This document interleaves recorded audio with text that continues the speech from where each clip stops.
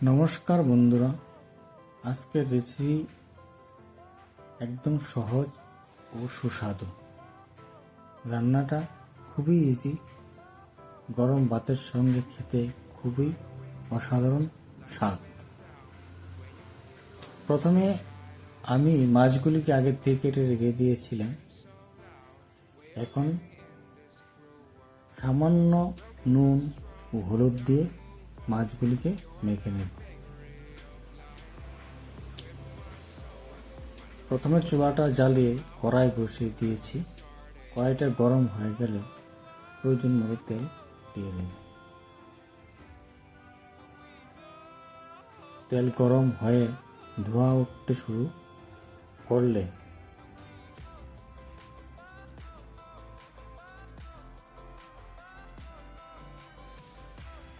চাপিলা মাছগুলি দিয়ে দেব। একটু সামান্য আছে সেগুলি মাছগুলি ভাজতে হবে। চাপিলা মাছ খুবই নরম ও হালকা হয়, তাই বেশি নাড়াচাড়া করা যাবে না।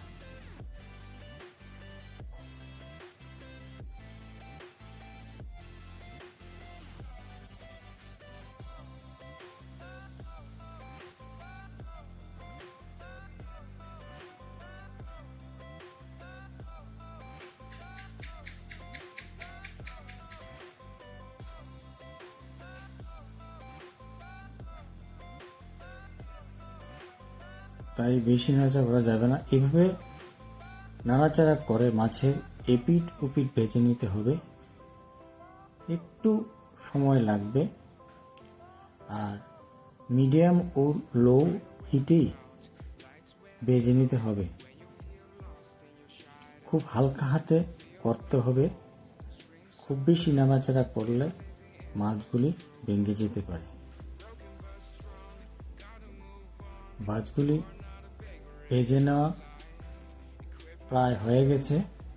এখন মাছগুলি আমি একটা প্লেটে উঠিয়ে নেব।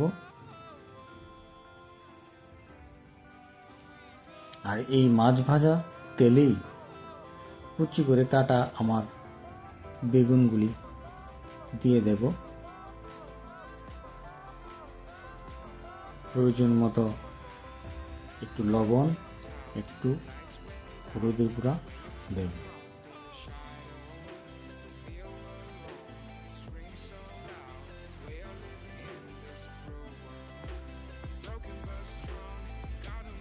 বেশি ভাজতে হবে না, একটু হালকা হালকা করে ভাজে নিলেই হবে। ভাজা প্রায় হয়ে গেছে। হালকা ভাজা হয়ে গেলে তুলে নিয়ে নেব।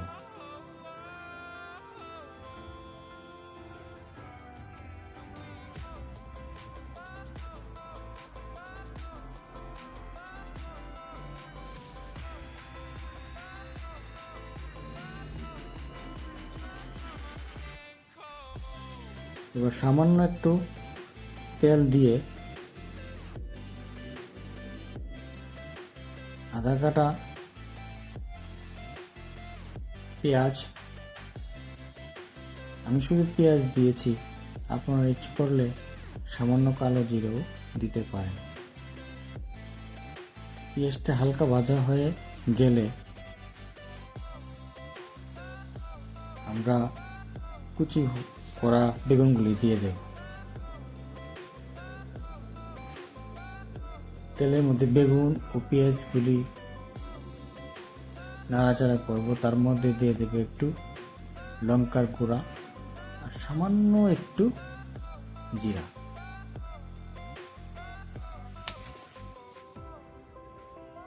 প্রয়োজন মতো নুন ও হলুদ।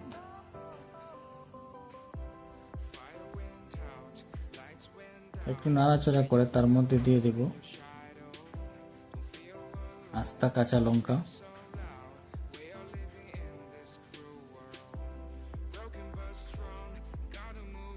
সবকিছু ঠিক হয়ে গেলে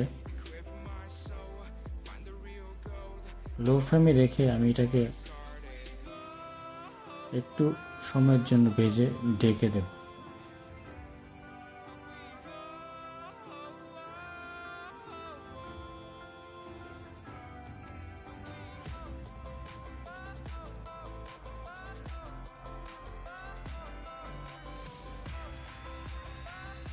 তারপর আমি আস্তে একে একে মাছগুলি সবগুলি দিয়ে দেব। আমাদের রেসিপি যদি ভালো লেগে থাকে তবে অবশ্যই সাবস্ক্রাইব করে নেবেন ও পাশে থাকা বেল আইকনটি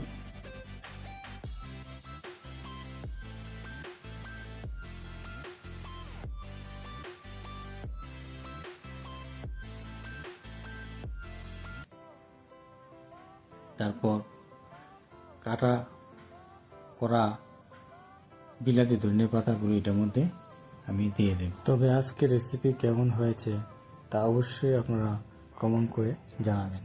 জয় হিন্দ, বন্দে মাতরম।